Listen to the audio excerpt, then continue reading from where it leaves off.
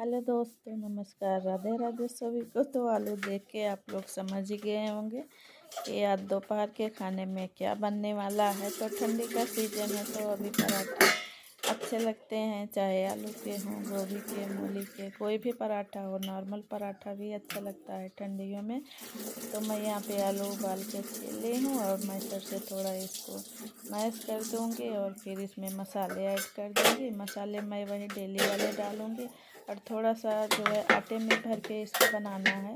तो इसी में ही मैं नमक थोड़ा तेज़ रखूँगी और आटे में मैं नमक नहीं डालती हूँ। बस जो पीठा होता है उसी में थोड़ा सा नमक मैं तेज़ कर देती हूँ। तो आटे में डालने की ज़रूरत नहीं पड़ती है। अगर हम जैसे पराठे के पीठे में नमक कम डालेंगे ना तो आटा में डालना पड़ता है।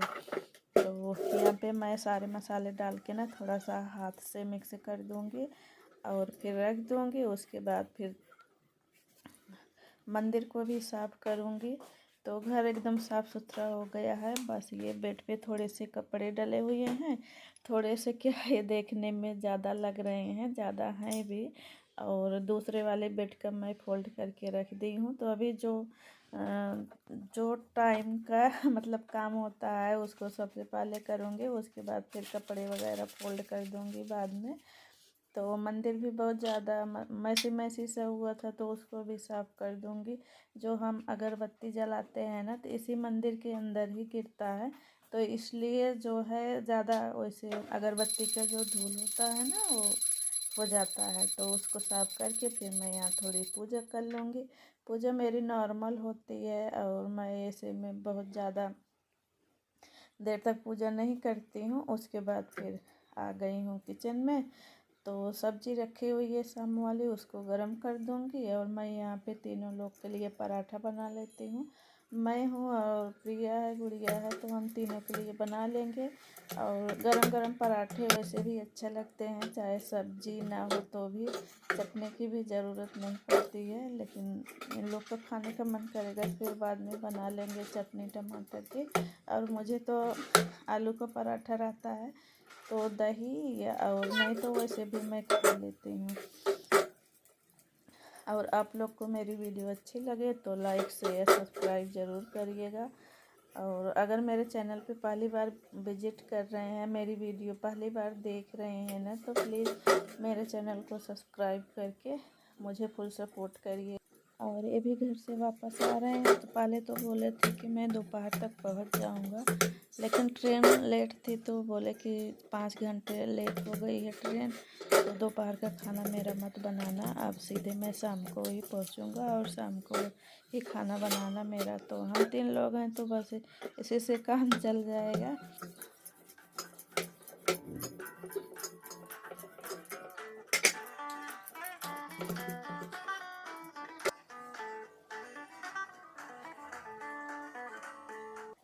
और फिर खाना पीना खाने के बाद फिर थोड़ा सा बेड भी बना दूँगी। और फिर किचन विचन साफ़ हो गया है, उसके बाद फिर बनाऊँगी चाय। तो अभी ठंडी का सीज़न है तो इसलिए थोड़ा सा चाय तो बनती ही है। और मौसम बहुत ज़्यादा ख़राब है मेरे यहाँ, और धूप क्या बारिश हो रही है तो धूप बिल्कुल भी नहीं है। और ठंडियों में जब बारिश होती है तो ठंडी तो और ज़्यादा ही बढ़ जाती है।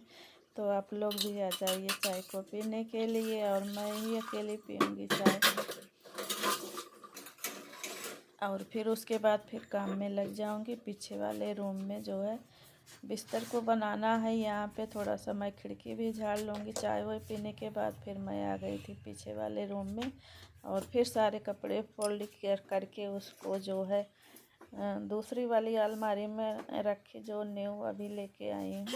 और कपड़े रखने के लिए बहुत ज़्यादा मतलब दिक्कत हो रही थी, तो इसलिए मैंने जो है दूसरी अलमारी ले ली। वही है कि ट्रांसफ़र के चक्कर में ज़्यादा सामान ले लो तो भी दिक्कत होती है, और फिर ना लो तो भी दिक्कत होती है सामान रखने के लिए।